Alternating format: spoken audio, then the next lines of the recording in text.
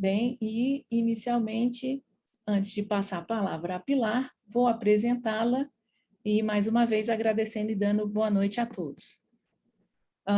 Maria Del Pilar Rodrigues Álvaro Malo, ou Pilar, ou a Pili, como todo mundo a conhece, é uma consagrada do movimento Reino Cristo há quase 20 anos.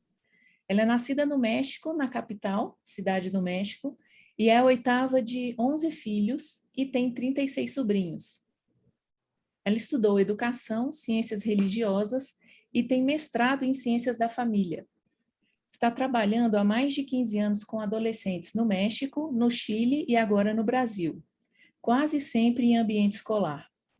Atualmente, a Pilar está à frente da coordenação da catequese de Primeira Eucaristia na paróquia Nossa Senhora de Guadalupe, aqui em Brasília, e também, além de ser coordenadora da catequese, ela é catequista da Crisma Jovens. No Movimento Reino Cristo, ela coordena também o Clube NET, que é para crianças de 3 a 9 anos, e o ECID feminino, para meninas e adolescentes de 11 a 16 anos. Com esse grupo de crianças e adolescentes, a Pilar também dá direção espiritual, tanto para os adolescentes quanto para adultos. Inclusive, tem uma fila, se alguém tiver interesse em fazer direção espiritual com a Pilar, tem uma fila, gente. Bom, e além de tudo isso, a Pilar ainda pinta, óleo sobre telas, faz aquarelas e faz esculturas. Antes de passar oficialmente, então, a palavra a Pilar, eu vou convidar todos a fazer uma oração. Vamos pedir ao Espírito Santo que a ilumine, para que essa palestra seja profícua e dê muitos frutos. Então, em nome do Pai, do Filho e do Espírito Santo. Amém. Vinde, Espírito Santo, enchei os corações dos vossos fiéis e acendei neles o fogo do vosso amor. Enviai o vosso Espírito e tudo será criado, e renovareis a face da terra. Oremos, ó Deus que instruíste os corações dos vossos fiéis com a luz do Espírito Santo, fazei que apreciemos retamente todas as coisas, segundo o mesmo Espírito, e gozemos sempre de sua consolação. Por Cristo, Senhor nosso. Amém. Ave Maria, cheia de graça, o Senhor é convosco. Bendita sois vós entre as mulheres, e bendito é o fruto do vosso ventre, Jesus.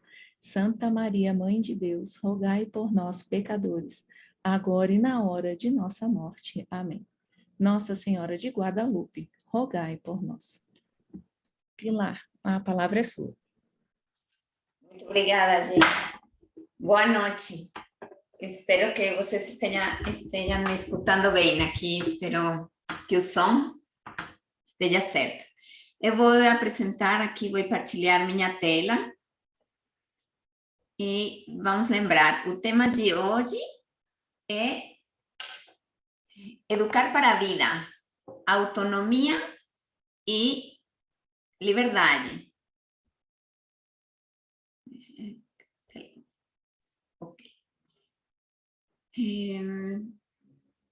Para começar, eu gostaria de esclarecer com vocês alguns termos, né? O que é educação, o que é autonomia, o que é liberdade e como tudo isso funciona. Tá, vamos lá. Educação. Educação, eu peguei uma definição, que é a que eu mais uso, dos princípios de pedagogia sistemática de Garcia, que fala assim: é um processo intencional e contínuo de aperfeiçoamento das potencialidades especificamente humanas. Quais são essas potencialidades? A inteligência e a vontade. Mais na frente vamos falar um pouco mais sobre isso. O dicionário Aurélio fala: é a ação ou efeito de educar, de aperfeiçoar as capacidades intelectuais e morais de alguém. Educação formal. E Wikipedia fala... Olha, aqui tem uma coisa que atrapalha isso. A educação é o processo de facilitar o aprendizado ou aquisição de conhecimentos, habilidades, valores, crenças, hábitos. Nas três definições, estão falando de potencialidades, já seja de aquisição de conhecimentos, de inteligência, de moral, de vontade. de valores, de crenças, de hábitos. Então, o que é educar? Também falam que educar é tirar de dentro o que está, né? E eu acho que essas capacidades, essas potencialidades são nossas. Todos nós temos essas capacidades. Então, tirar de dentro é usar essas capacidades que nós temos. E o que é autonomia? A autonomia é a aptidão ou competência para gerir sua própria vida, valendo-se de seus próprios meios, vontades e ou princípios. A capacidade de governar-se pelos próprios meios. Kant falava, é a capacidade da vontade humana de se autodeterminar. Autodeterminar. Segundo uma legislação moral por ela mesma estabelecida. Ou seja, aqui já está falando de ter um critério próprio, livre de qualquer fator estranho ou exógeno, com uma influência subjugante, tal como uma paixão ou uma inclinação afetiva incoercível. A autonomia é a capacidade de nos autodeterminar segundo uma própria legislação. Não segundo o ambiente, segundo o que os outros falam, segundo... É ser capazes de gerenciar a própria vida. Isto é muito forte, né? Autonomia. E me valer por mim mesmo. E aqui eu coloquei umas fotos que eu gosto muito, né? É minha sobrinha. Mas foi interessante, quando eu enviei estas fotos da minha sobrinha costurando para a comunidade, me falaram, nossa, mas quantos anos ela tem? E eu coloquei aqui uma onde ela está observando como fazer, outra onde ela está planejando como fazer e outra onde ela já está fazendo de fato. Por quê? Porque eu pensei, um pouco esse é o processo da autonomia, né? É um processo de aprendizagem até eu conseguir fazer por mim mesma. A liberdade já é um conceito um pouco mais complexo. Eu acho que falar de educação, falar de autonomia é algo que todos mais ou menos concordamos. Agora, falar de liberdade, nem todo mundo entendemos a mesma coisa. Então, aqui fala o dicionário. É um nível de independência absoluto e legal de um indivíduo, de uma cultura, povo ou nação, sendo nomeado como modelo, padrão ideal. Independência absoluta e legal. Ou seja, a liberdade não é fazer o que eu quiser. O que é a liberdade? A Wikipédia fala, é o grau de independência legítima que um cidadão, um povo ou uma nação elege com valor supremo como ideal. Aqui, Francisco Cardona Lira fala, é a capacidade de escolher entre dois bens o melhor. Essa é a definição que eu mais gosto. Mas eu quero explicar agora um pouco nossas faculdades superiores para entendermos melhor o que é a liberdade e o que nos atrapalha na vivência da liberdade. Quando eu pensei no nome desta palestra, Educar para a Vida, é porque eu percebo que muitos dos pais ou querem educar para as crianças obedecerem e eles poderem terem um controle da situação e as coisas saírem perfeitas, ou porque eles acham que eles vão ir crescendo e vão ir tomando suas próprias escolhas sem necessidade de um processo mais formativo. Então, deixam muito aberto e as crianças não conseguem, depois já de adultos, se valer por si mesmos, né? O que é a autonomia. Mas tem ainda outro grupo de pais que ai, essa foi a ideia, deixa eu pensar. Que educam achando que eles têm que dar tudo para os filhos. Que os filhos não sofram, que os filhos tenham tudo. Mas na hora de chegar na vida adulta, nem chegando na vida adulta, já no colégio, os outros começam a fazer bullying, eles não se adaptam, não sabem compartilhar, não sabem trabalhar em equipe, porque acham que todo tem que se lhes dar. Então, depois a vida cobra muito caro. Mas como poder educar na autonomia, na liberdade, sem entendermos o que é a educação, o que é a autonomia, o que é a liberdade e como nós funcionamos, como funcionam nossas faculdades. Quando lemos a definição de educação, ela falava que é potencializar nossas faculdades superiores ou propriamente humanas. Quais são essas? Quais são essas? E que elas têm a ver com a liberdade?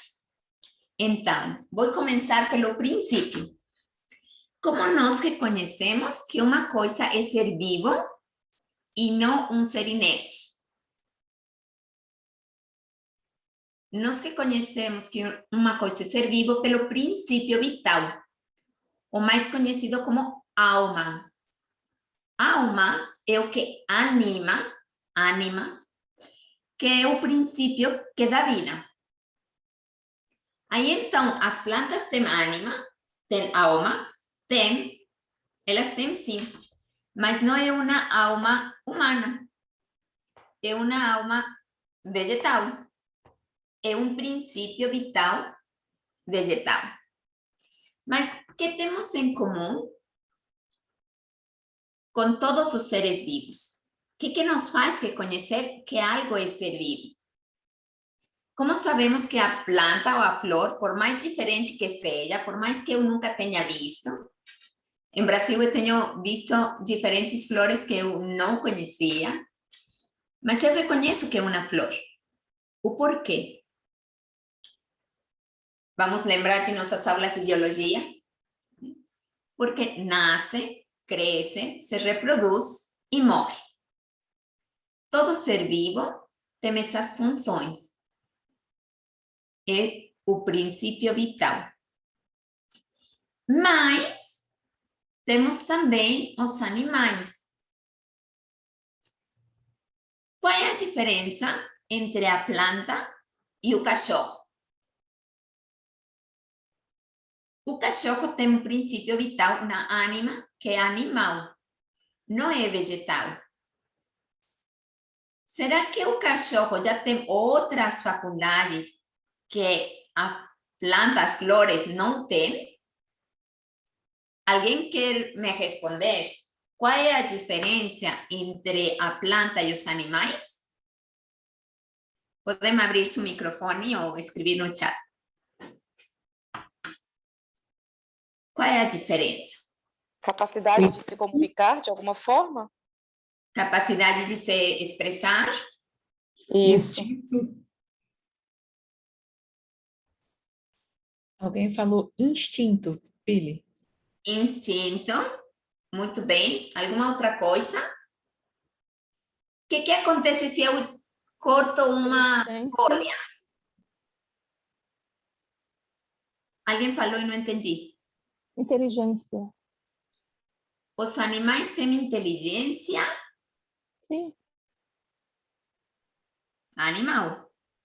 Animal. Tem um certo grau de inteligência que não chega a ser inteligência.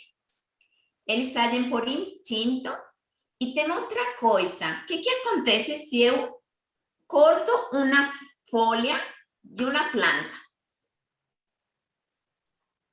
No chat alguém escreveu, Pili, capacidade de mostrar emoção e também sentimentos. Então, os animais têm sentimentos. e algumas emoções mais básicas, mas não tem uma vida afetiva. Vamos entender melhor um pouco mais na frente. Eu queria chegar a isso, aos sentimentos, né?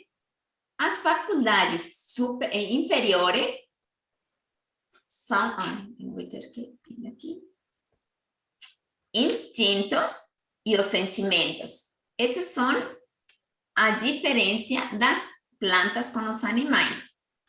Instintos, temos basicamente dois, mesmo que tenham alguns autores que já mencionam alguns outros. Mas os principais são o instinto de sobrevivência, que vai fazer nós procurarmos comida, saúde, etc. Evitar o perigo, por exemplo.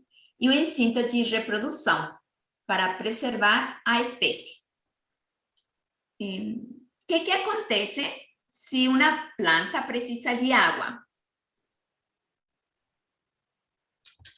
Se ninguém vai e joga água nela, ou se não chover, ela vai morrer. Mas o que acontece se um cachorro tem sede? Ele vai correr a procurar algo para beber. Esse é o instinto. Também os animais, a diferença das plantas, têm movimento, né? Bom, as plantas têm movimento interno, mas não se trasladam de um lugar para outro. Os animais, sim. E qual seria a diferença com a pessoa humana? Nós temos o princípio vital igual que o das plantas e dos animais? Qual é a diferença? Alguém quer falar alguma coisa?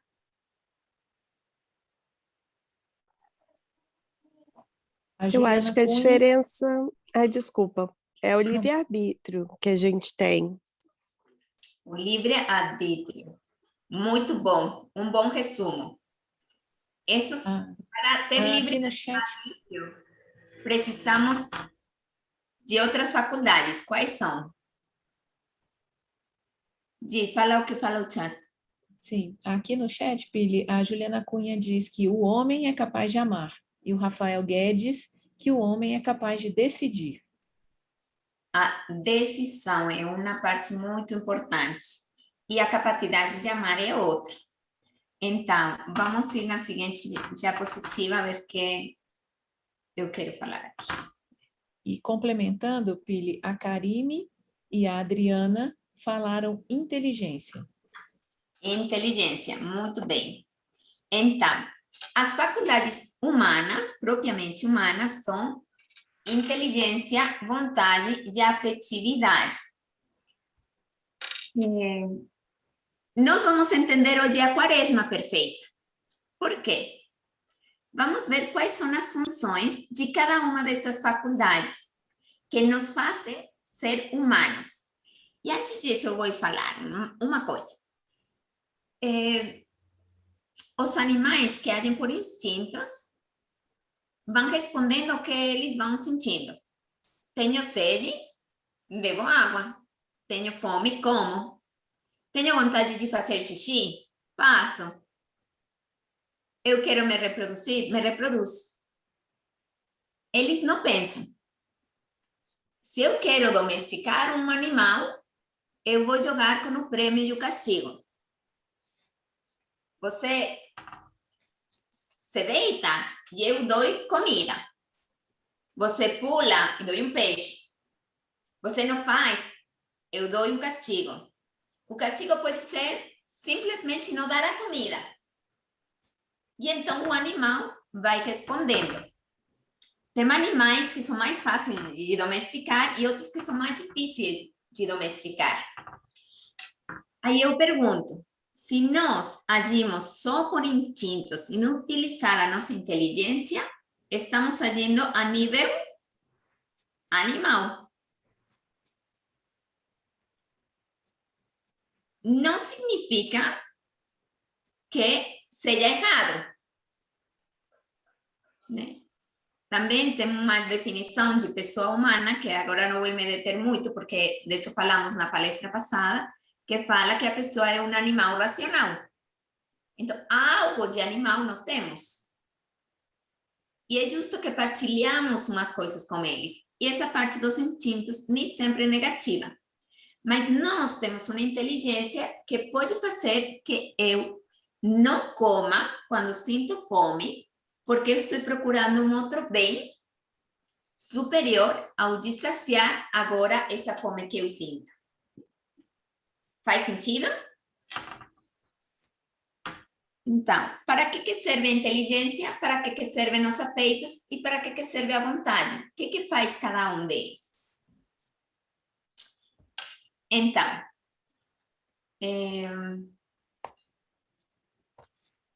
a inteligência conhece o bem. Os afetos desejam esse bem e a vontade vai por ele. E eu aumentei aqui a fé, porque a fé ilumina a inteligência para ela conhecer o bem verdadeiro.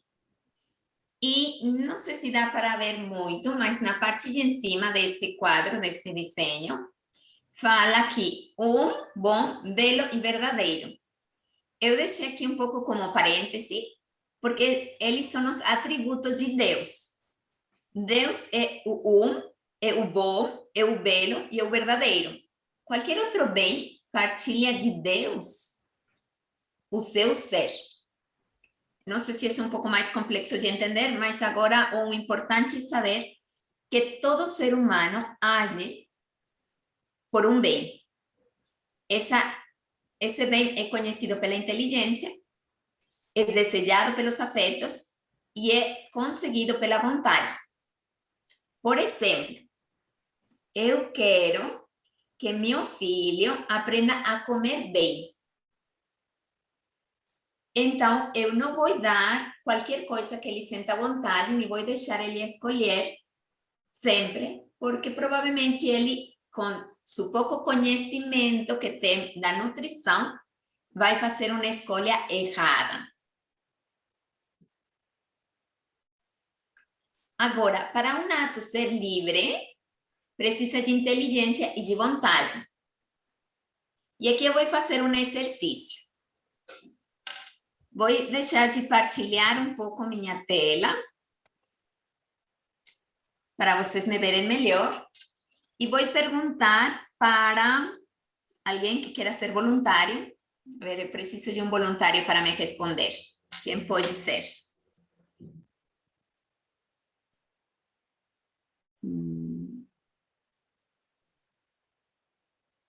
Alguém se propõe? Ou eu pergunto? Talvez a Cris já com ele. Cris, você pode me ajudar com esse exercício?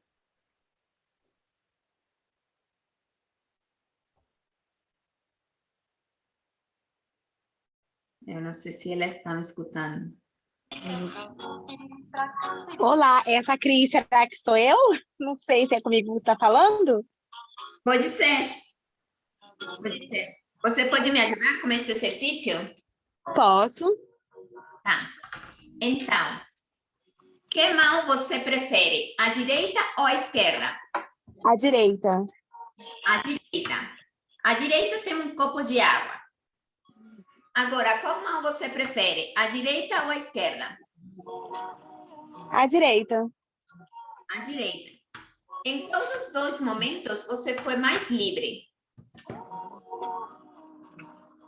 Ah, o primeiro, né? Que só tinha uma opção. Não, tinha duas. Você sempre teve a opção de direita e esquerda. Sim, mas uma tinha um objeto, e na segunda opção eu tinha dois objetos para eu me decidir entre eles, né? Ah, você conseguia ver o objeto que eu tinha na minha mão? Não, na segunda vez que você me perguntou, sim, na primeira não. Na primeira eu tinha os dois objetos. Só que você não conseguia enxergar eles. Sim, verdade. Então, quando você foi mais livre? Na primeira vez que você não via o que você estava escolhendo?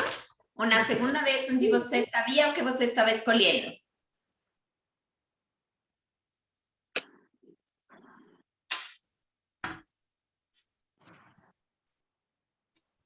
Alguém quer ajudar a Cristiane?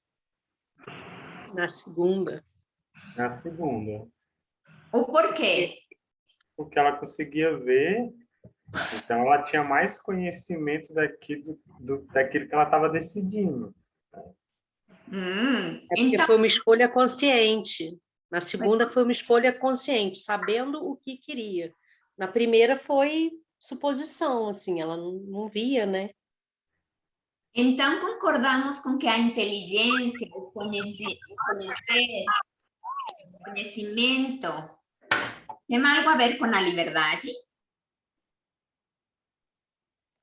Com certeza. Tem três coisas para uma coisa ser pecado: conhecimento, consentimento e matéria. O porquê?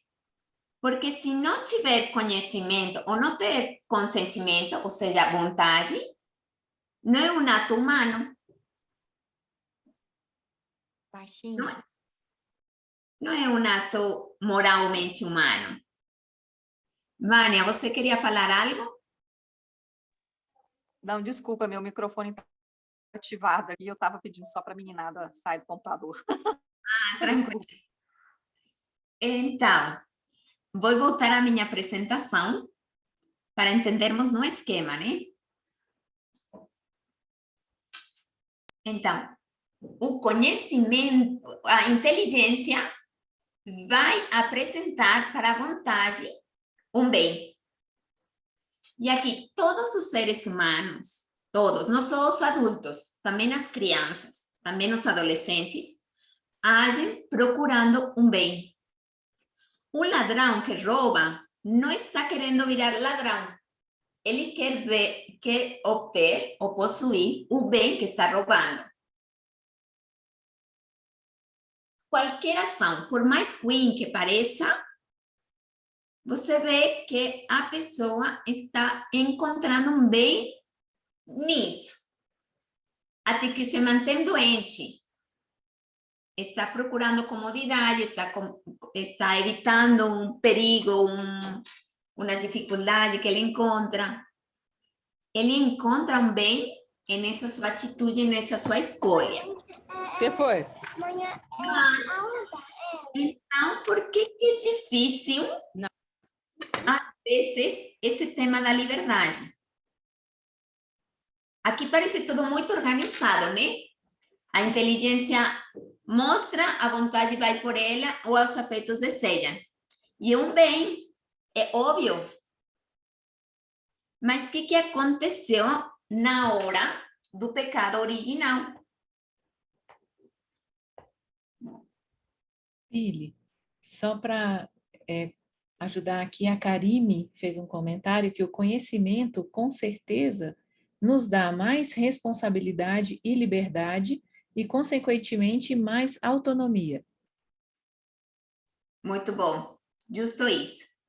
Agora, antes de passar a entender como se desordenam as nossas faculdades e como é difícil a autonomia, a liberdade, eu quero que entendamos bem os conceitos.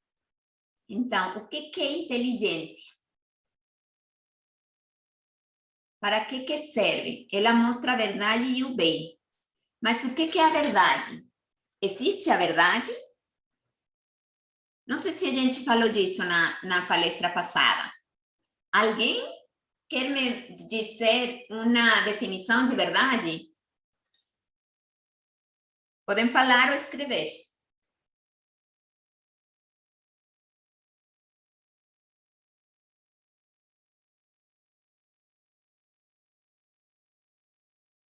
Ninguém? A verdade é um tema difícil. E nem todo mundo concorda com todo mundo, né? Por algo existe tão fortemente o relativismo, que é justo, o relativismo fala que não existe uma verdade única, sino que cada quem tem sua verdade. Isso é assim? Ou existe uma verdade e nós somos capazes de conhecê-la? Pili, a Lili escreveu no chat que verdade é o que é de fato.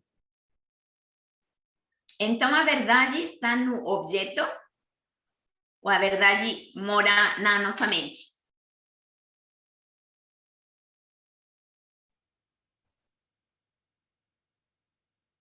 Alguém me escreveu algo no chat, né? Sim, eu gostaria de falar a minha opinião. Para mim, a verdade é Jesus Cristo, porque ele mesmo disse, eu sou a verdade. Uhum. Muito boa. E no chat, isso. Fala. no chat, a Luciana escreveu, Pili, verdade é o que você tem como princípios, de acordo com sua moral e vivência e de acordo com seu aprendizado e educação. A Luciana está dando uma definição bem relativista. Desde o que você, ou seja, depende de cada um, segundo os princípios, como a sua moral e vivência, de acordo com o seu aprendizado e educação. Ou seja, para Luciana, a verdade estaria no sujeito, na pessoa que interpreta. Mas se eu falo que aqui nesta biblioteca tem um livro, aquele livro que eu recomendei a vez passada, de Ramon Lucas Lucas, é verdade ou é mentira? Quem pode me falar?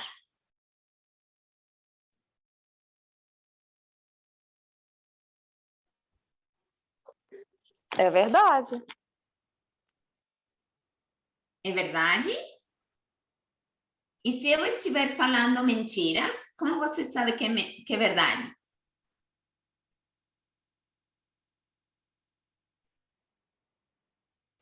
No chat nós temos alguns comentários aqui, Pili. Vou ler. A Laura diz que Jesus é a verdade. A Ana Nunes diz que verdade é a propriedade de estar conforme com os fatos ou a realidade.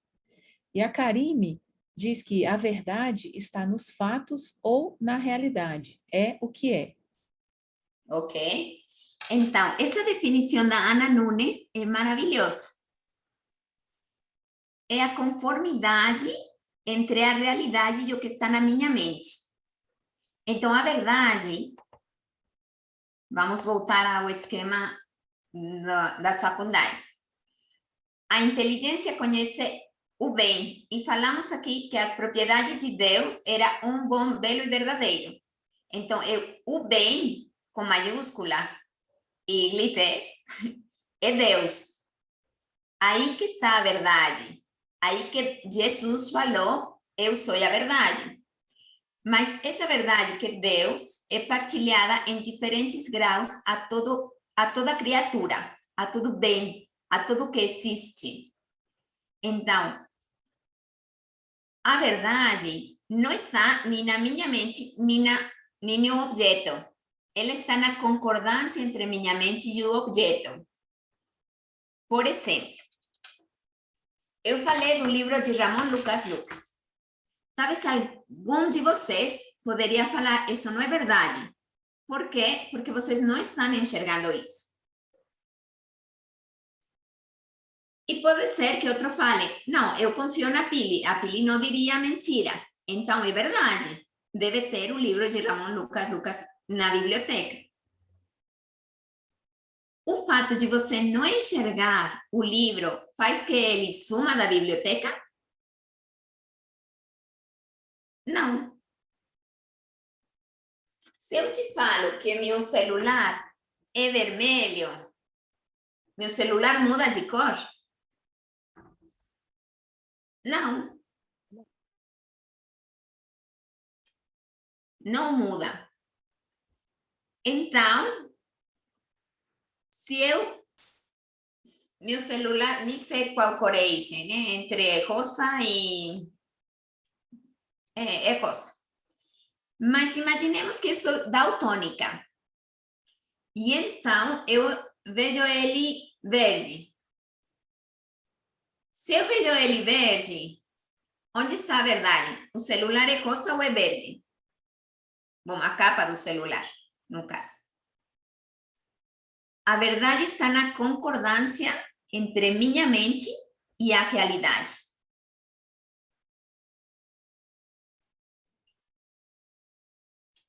Agora, aqui falamos de uma coisa bem interessante.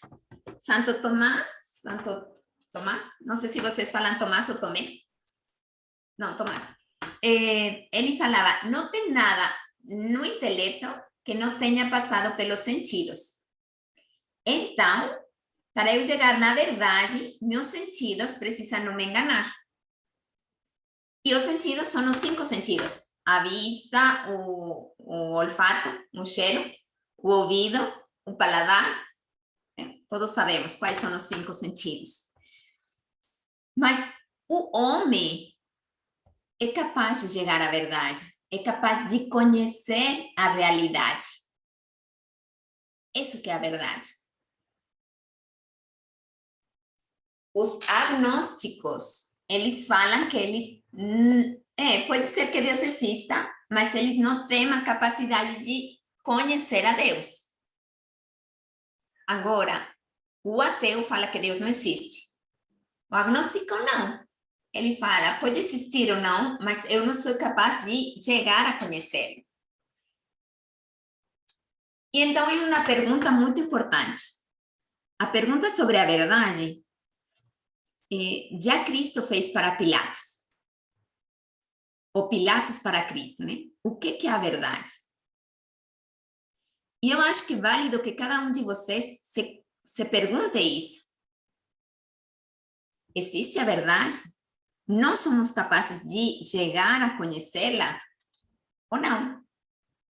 Então, a inteligência, ao falar que nós somos inteligentes, estamos falando que nós somos capazes de chegar a conhecer a realidade. Que nós somos capazes de possuir a verdade. Faz sentido? Alguma dúvida sobre isso?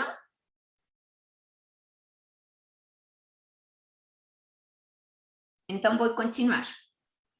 Isso... Fili, só para complementar, o Rafael tinha escrito aqui no chat que verdade é algo que se busca. E no caso dos cristãos, buscamos a verdade revelada. Muito boa aportação. Você se lembra que aqui no meu esquema... Bom, eu não estou conseguindo isso. Aqui.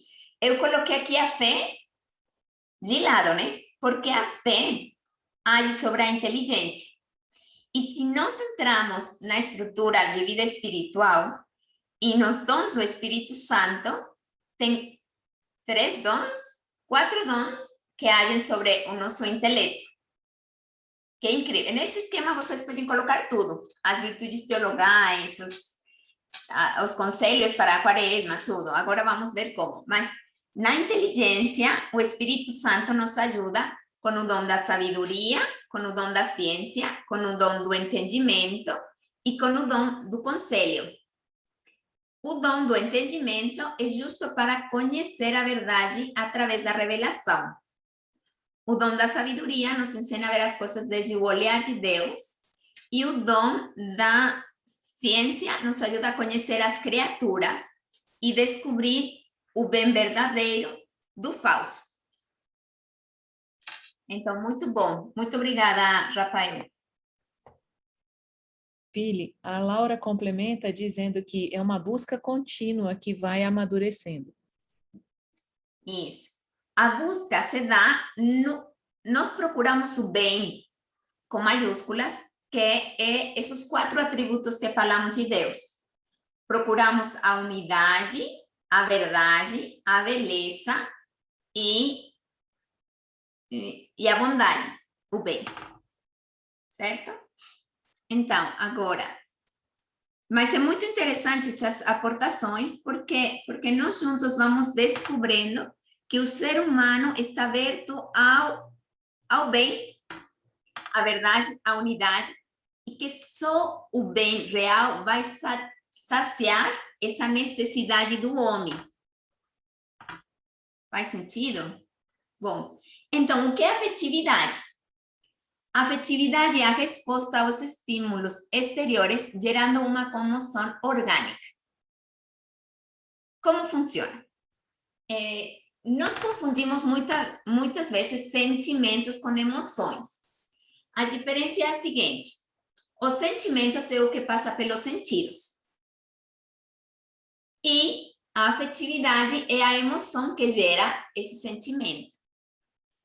Ou um estímulo externo. Por exemplo, a tristeza. A tristeza é uma emoção que tem um sentimento. A vergonha. Quando eu sinto vergonha, tem uma comoção orgânica. Eu sinto algo nos meus sentidos. Eu sinto algo na minha pele, na minha temperatura. Meu tato percebe. Né? Eu fiquei com vergonha, minha cara ficou vermelha e eu mudei de temperatura. Eu sinto uma diferença em mim. Por isso que muitas vezes confundimos, porque as emoções normalmente vão vinculadas a alguma comoção orgânica que eu percebo pelos meus sentidos. Mas a afetividade é muito mais profunda. Vamos colocar uma situação que aconteceu de fato.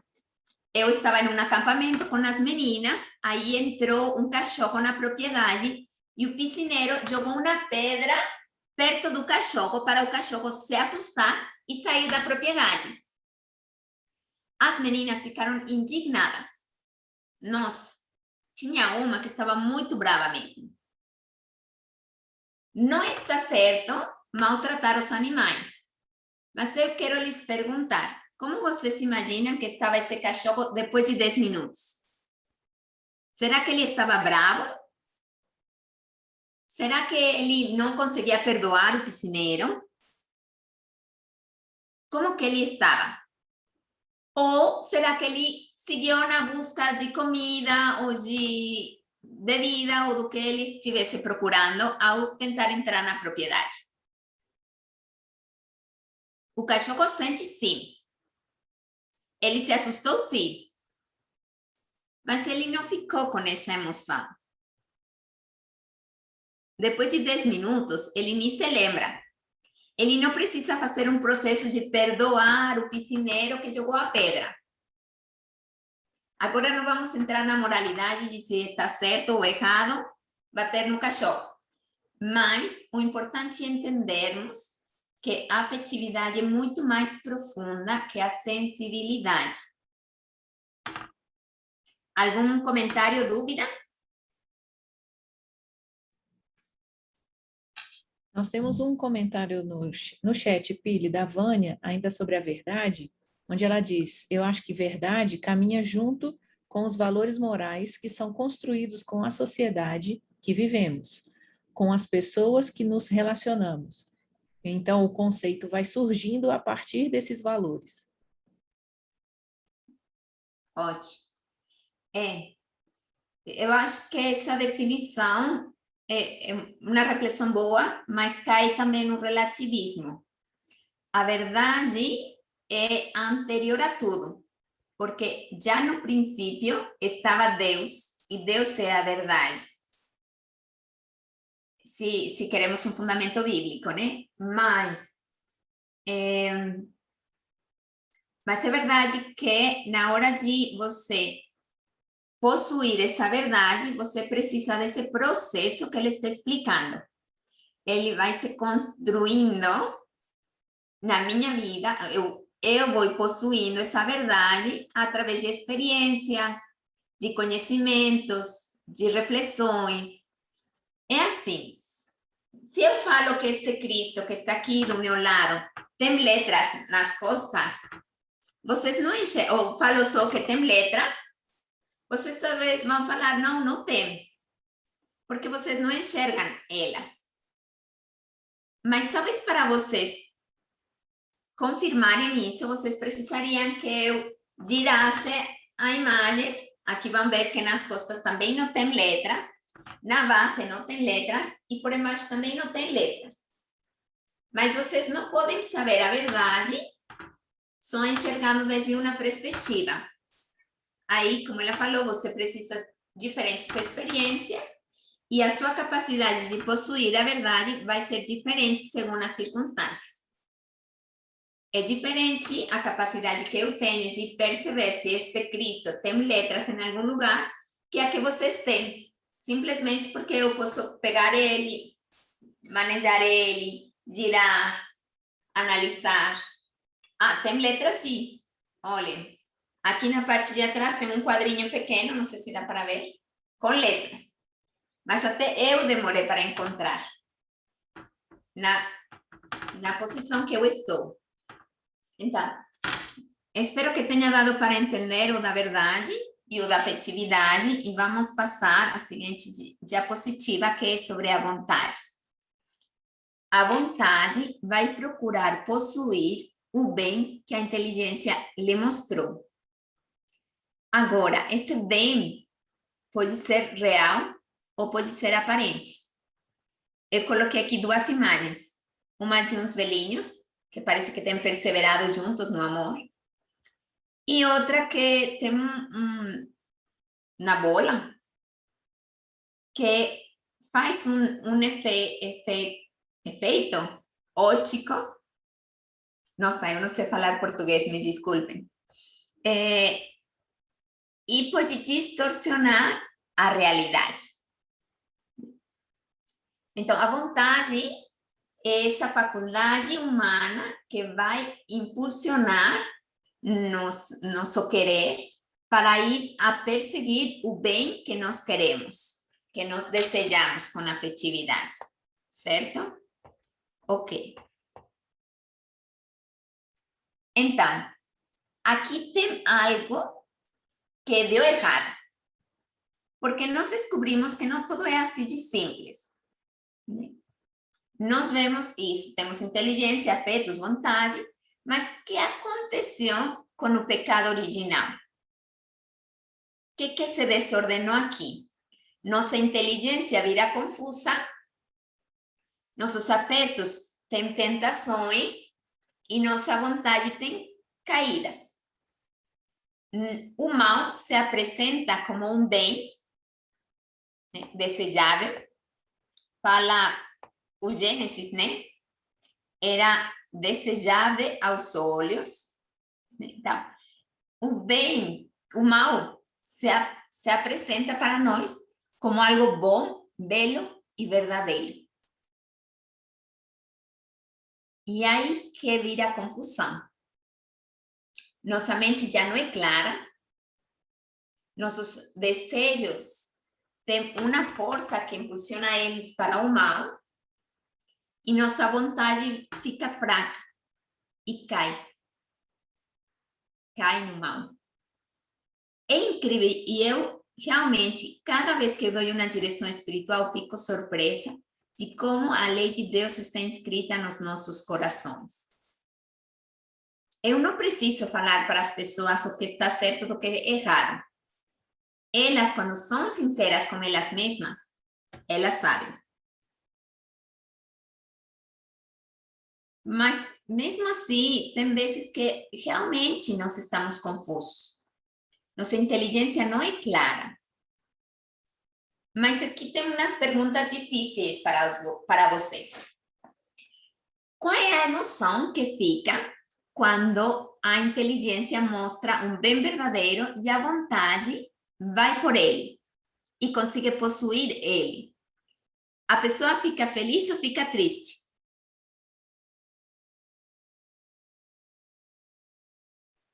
Feliz. E o que acontece quando a inteligência mostra como bem algo que é mal e a vontade vai por ele? Fica feliz ou fica triste? Triste. Alguém está aqui comentando, vamos ver quem comentou. Triste, o Ricardo. Fica triste, mas fica triste mesmo, porque eu vejo que às vezes as pessoas são bem felizes quando estão bebendo demais, ou quando...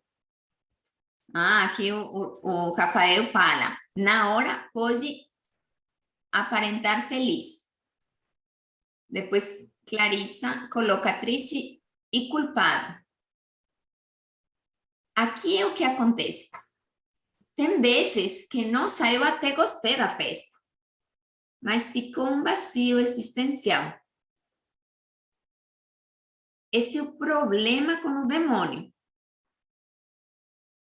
Ele é, assim como Deus é a verdade, o demônio é a mentira, é a falsidade, é o engano. Quantas coisas achamos que vão ser boas e no final dão ruim?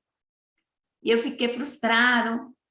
E aqui eu fico muito surpresa ao descobrir quantos famosos milionários têm se suicidado pelo vazio existencial. Então, qual é o maior bem?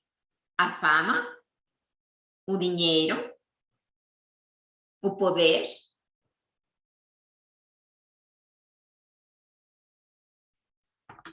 E aqui vamos ver a triple concupiscência, né? A do poder, a do possuir e a da carne, a da luxúria.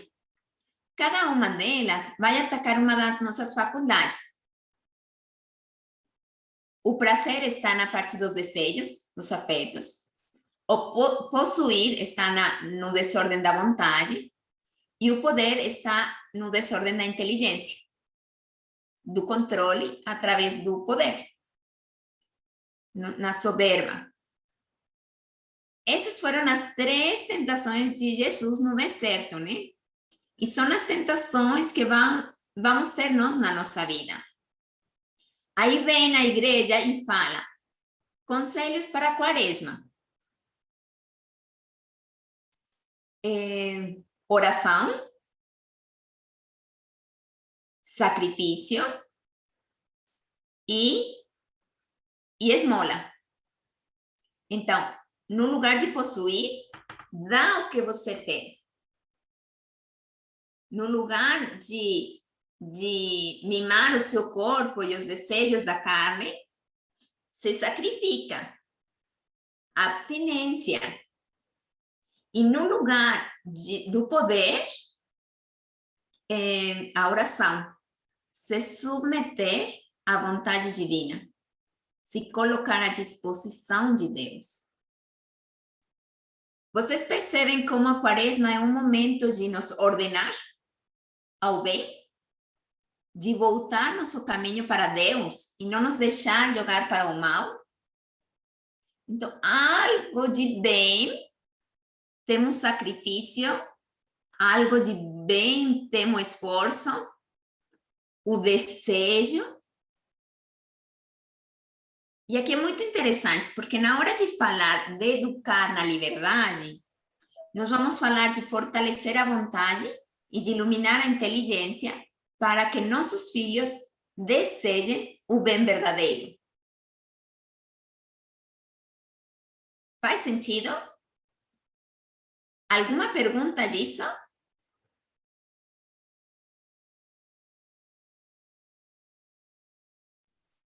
Pilar, você está gravando a reunião? Sim, para que possamos repassá-la depois. Estão muito bons os ensinamentos. Obrigada, Ricardo. Sim, estamos gravando. Eu espero não ter ficado muito filosófica, mas aqui está o fundamento da formação da vontade para termos filhos livres. A liberdade se dá no uso da o bom uso da nossa inteligência e da nossa vontade. Ok. Aí, nossa, que às vezes... Aqui vamos ver o quadro completo, né? Então, está aqui o princípio vital, todos nascemos, crescemos, nos reproduzimos, morremos, temos instintos e sentimentos. Nem sempre usamos de uma forma bem animal, eles têm uma nobreza e servem para algo. Eu falei dos dons do Espírito Santo que ajudam no entendimento, mas também tem o dom de outros dons que ajudam na vontade e outros dons que ajudam nas faculdades inferiores, né? Aqui está também o dom de fortaleza e o temor de Deus, na parte dos instintos. E na parte da vontade está o dom de... eu esqueci agora os dons. Bom, o de fortaleza também ajuda na vontade. E eu acho que seria. Eu acho que está me faltando um. O dom de piedade. O dom de piedade ordena a nossa vontade. Mas, na real, o que tira a nossa liberdade? O que os outros pensam de mim? As feridas e traumas do passado? Trair minha consciência? Alguém quer falar alguma outra coisa?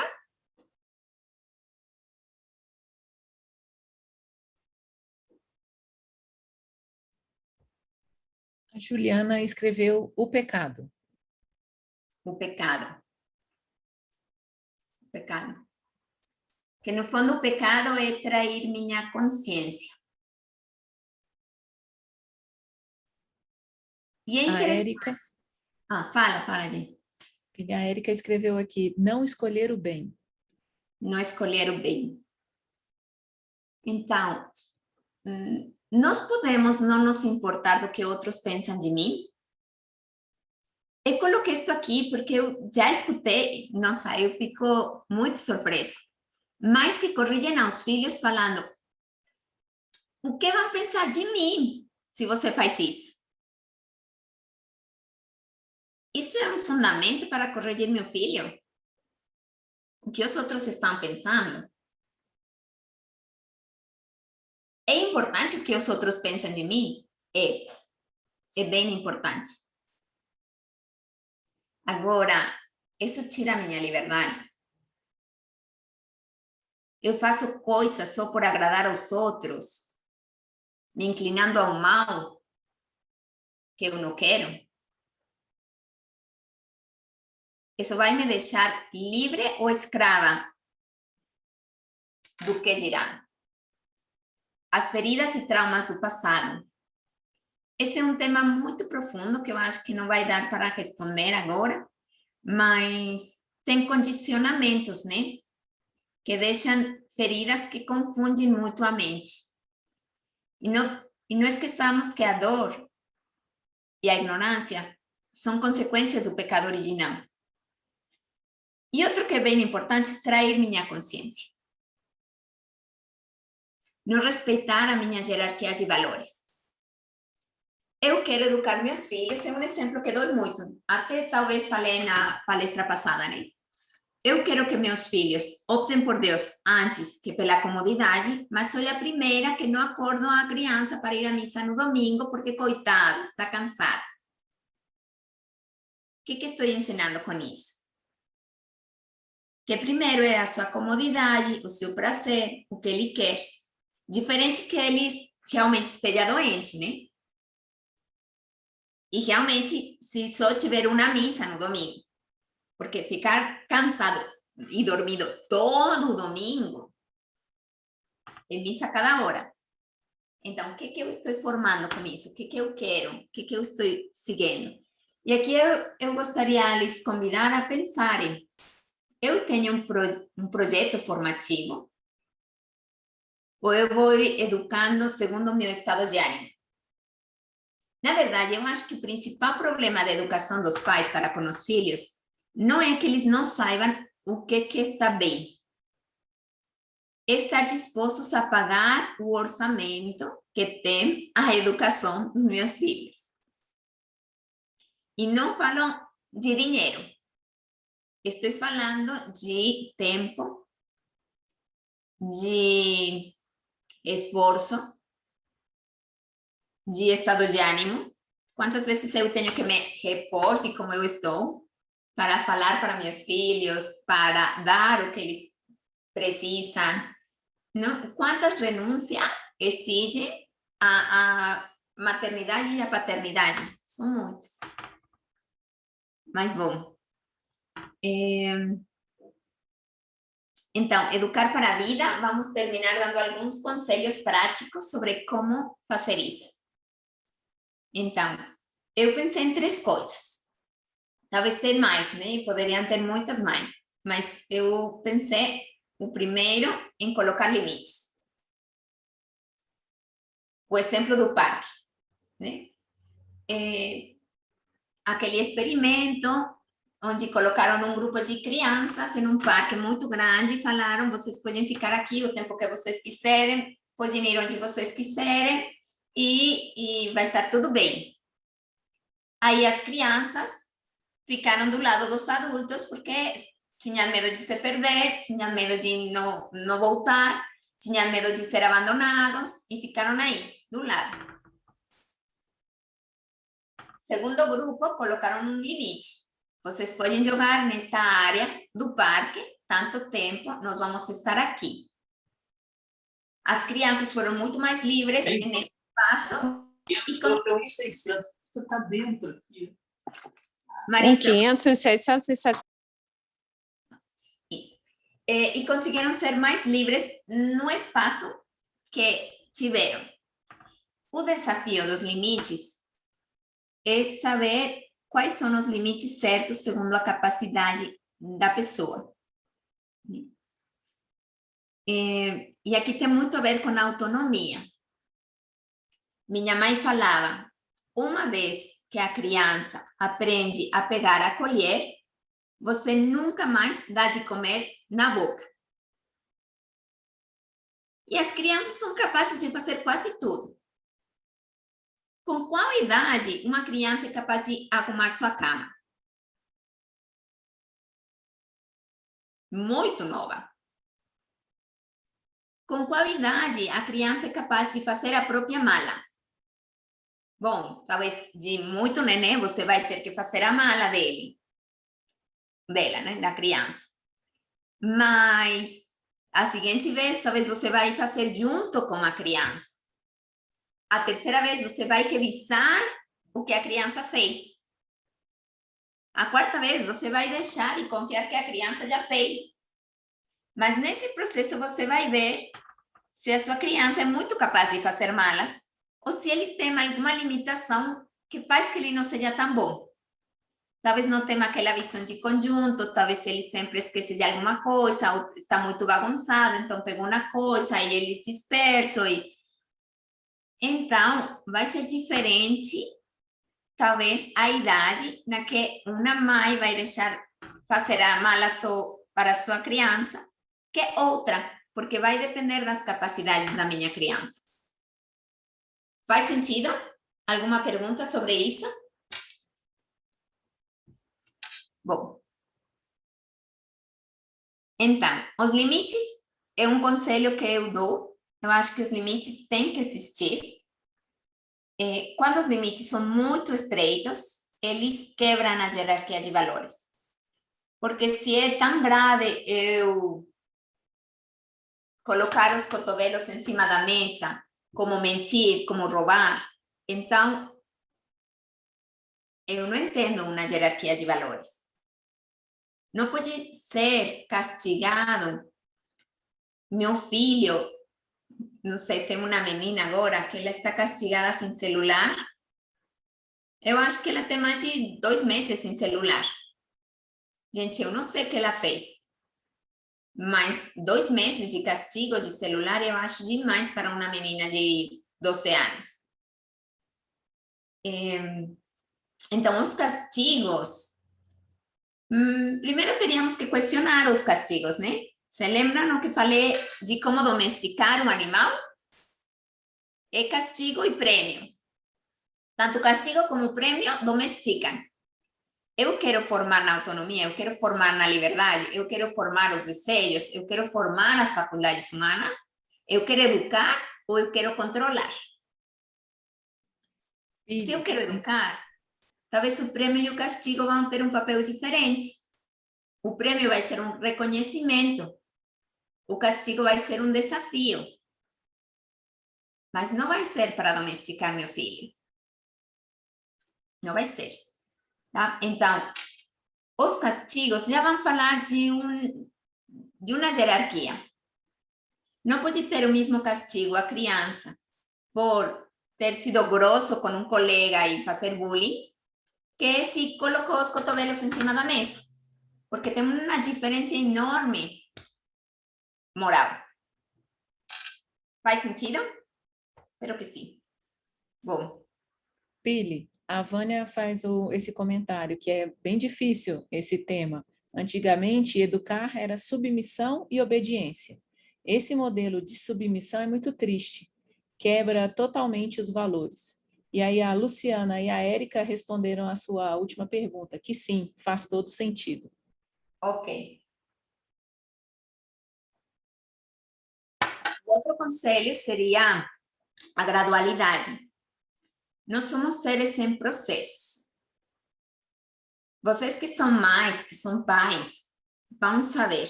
Não basta com que eu fale uma vez para meus filhos. Eu preciso repetir, né? Para formar um hábito. Nós precisamos fazer 76 vezes seguidas o mesmo ato. Então, eu quero fazer o hábito de arrumar minha cama. 76 dias sem falhar um. Nós somos seres de processos. Aqui também a gradualidade vai dependendo da capacidade da pessoa. E talvez vai ser pouco capaz para umas coisas e muito capaz para outras. Então, o que é gradual? É que eu não posso esperar que amanhã meu filho já seja perfeito. E aqui eu vou colocar um exemplo, né? Tem acontecido várias vezes comigo. Falando da ansiedade com uma menina de poucos anos, menina muito nova. Ela me falava que ela era muito ansiosa, então começamos a aprofundar no que era ansiedade, medo ao futuro, nananã. E aí eu perguntei, e você sabe, tem alguma suspeita de onde nasce sua ansiedade? E ela falou, na verdade, é que eu sinto que eu tenho que ser sempre a melhor. E então, eu já fiz muitas coisas por ser sempre a melhor. Porque eu acho que minha mãe quer que eu seja a melhor. E então a menina se dá umas matadas e me falou, se a professora pede 3 páginas, eu faço 4. Para não ter dúvida que eu superei todos. Então, é complicado, muito complicado o tema da gradualidade. O tema das cobranças na casa. Eu não posso pedir de um dia para outro a pessoa ser perfeita, porque não pode. Nem querendo ela pode. Aqui Laura Ata está falando, educar nas virtudes é respeitar o tempo e o temperamento da criança, sempre colocando limites e explicando o porquê. É respeitar, sem comparar com ninguém. Cada criança é um mundo único. Muito obrigada, Laura, muito certo. Ok. Eu acho que o conceito da gradualidade faz sentido. Uma coisa que eu acho que nós temos que nos lembrar todo o tempo é que somos seres de processos. Porque aí é onde chega a impaciência, aí é onde chega a intolerância, aí é onde chegam muitas coisas. E o terceiro conselho é o acompanhamento. Ir junto com seguir, reconduzir. Essa é a definição que o Aurélio faz de acompanhar. E isso vai ser segunda etapa da vida. E de propósito eu coloquei aqui crianças, adolescentes, adulto jovem e adulto mais adulto. Porque cada momento da etapa de nossos filhos é importante, precisa de uma ajuda diferente, de um acompanhamento diferente. E tudo isso vai educando para a liberdade, para a autonomia. Esse ir junto. Bom, eu acho que com isso eu termino. E não sei se eu tenho tempo. Eu acho que já tem várias pessoas que tiveram que sair. Mas se alguém tem alguma pergunta ou algum comentário, podem fazer. E se alguém precisa ir, pode ir, que eu vejo que já passou muito tempo. Já me passei do tempo.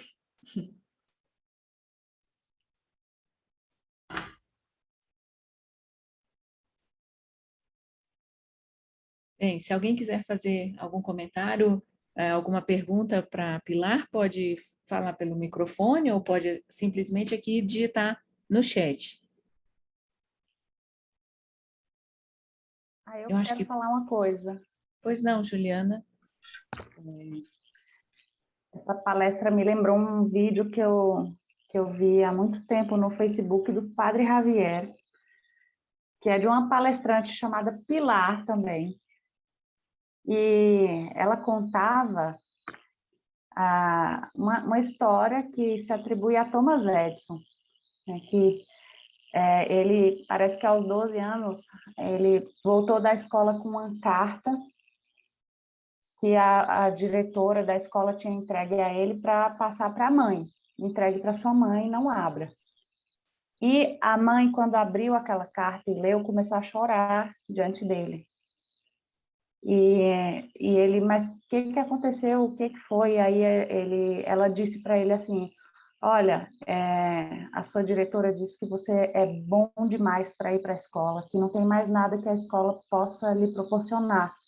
Então, eu vou ter que te educar em casa. E aí, tá bom. Então, ele começou a estudar em casa, né? Fez lá um homeschooling e se tornou quem ele foi, né? Deixando um legado aí para toda a humanidade. E ela refletia sobre aquele conceito de educação que deriva do latim, ex ducere, ex ducere, que é extrair para fora, botar para fora o que há de melhor, e como essa mulher, como mãe, conseguiu ser o canal de algo tão grandioso, de fazer com que ele botasse para fora o que havia de melhor nele. E aí a família dele foi descobrir essa mentira da mãe, né? Muitos anos depois da morte dela, encontraram a carta da diretora dizendo assim, seu filho é um retardado. Eu não quero ele aqui nessa escola. E ela, nessa hora, ela teve essa sacada, né, essa presença de espírito para justamente reverter essa situação e fazer com que ele botasse para fora o que havia de melhor nele, né? Talvez seja assim uma das grandes questões de nós mães, né, e pais, que queremos ser assim um canal para que os filhos sejam melhores, em autonomia, né, toda essa coisa que a Pilar falou. Era isso. Vou fechar aqui. Muito obrigada. Aqui no chat a gente tem algumas manifestações, Pilar. A Carol fala primeiro, muito obrigada, excelente, e já deixa uma boa noite. A Karina Leandro diz que maravilha, missão difícil que temos, mas valiosos ensinamentos que tivemos hoje. Muito obrigada, Pilar. A Karime Giglio fala só agradecer, a reunião foi muito boa. A Kelly Farias, gratidão, Pilar, muito boa a palestra. A Marjorie, parabéns, Pili, muito boa a live. Como me fez pensar sobre a forma de educar meus filhos. Eu mesma sou uma mãe que tive que tirar o celular porque não obedece. A Luciana, que legal essa história, Juliana. Não conhecia. O Rafael Guedes, muito rico, Pilar, obrigado. Não se preocupe com seu português. Tristemente, está melhor do que de muitos brasileiros. Vi fragmentos da palestra entre idas e vindas aqui com as crianças, mas depois eu vou assistir na íntegra. Então, só lembrando, a palestra vai ficar gravada e ela vai para o YouTube. Muito obrigada, Pilar. Adorei a palestra, diz o Juliano. A Adriana diz, obrigada pelas colocações, Pilar, que o Espírito Santo siga te iluminando. E a Lili, educar não é fácil, mas dividir dúvidas e certezas nos conforta e impulsiona. Muito obrigada a todo mundo. Então, eu acho que já com isso podemos terminar. Eu quero fazer uma oração. Pili, só antes de terminar, a Érica diz assim, pergunta, a anterior também está no YouTube? Sim, está no YouTube. A Margarete diz, missão sagrada dos pais, obrigada pela luz e orientação. O Ricardo, obrigado. É saber os ensinamentos e lutar trabalhando junto com Deus e Nossa Senhora. Carolina Pereira, a palestra foi ótima, muito obrigada. A Vicky, obrigada, Pilar. Eu vou colocar aqui no chat, pessoal, o link para o grupo do WhatsApp, quem quiser participar, e também o link do canal do YouTube da Pilar, onde está a palestra 01 e onde iremos colocar essa palestra número 2 também. Ótimo. Com Muito você, obrigada, Gi. Muito obrigada a todos. Então, vamos nos colocar na presença de Deus para fechar este momento com Ele, em nome do Pai, do Filho e do Espírito Santo. Eu quero pedir muito para que todos nós que estamos aqui, desejosos de dar o melhor para nossos filhos, sejamos iluminados e acompanhados sempre pelo Espírito Santo, pelos dons, especialmente na luz de nosso entendimento, para não nos deixar confundir entre o bem real e o bem aparente, para que o demônio não tenha lugar nas nossas vidas, nas nossas casas. Vamos pedir muito para que o Espírito Santo, com seus dons, ordene e fortaleça todas as nossas faculdades e possamos ser, assim, melhores instrumentos nas suas mãos em relação com os nossos filhos. Todo isso pedimos também pela intercessão de Nossa Senhora, que é mãe, que sabe o que é educar, que sabe o que é a salvação, sabe o forte que foi o pecado em nós, para que ela também, com sua intercessão e sua solicitude maternal, possa alcançar para nós as graças que mais estejamos precisando. Ave Maria, cheia de graça, o Senhor é convosco. Bendita sois vós entre as mulheres, e bendito o fruto do vosso ventre, Jesus. Santa Maria, Mãe de Deus, rogai por nós, pecadores, agora e na hora de nossa morte. Amém. Cristo Rei nosso, venha a nós o vosso reino. Virgem Prudentíssima Maria, Mãe da Igreja, rogai por nós. Em nome do Pai, do Filho e do Espírito Santo. Amém. Obrigada. Muito obrigada, Gi, por toda a tua ajuda. Por nada. Bom, com Obrigada, isso, obrigada, paramos de Gisele. gravar. Por nada. Um abraço, Laura. Obrigada, filha. Abraço.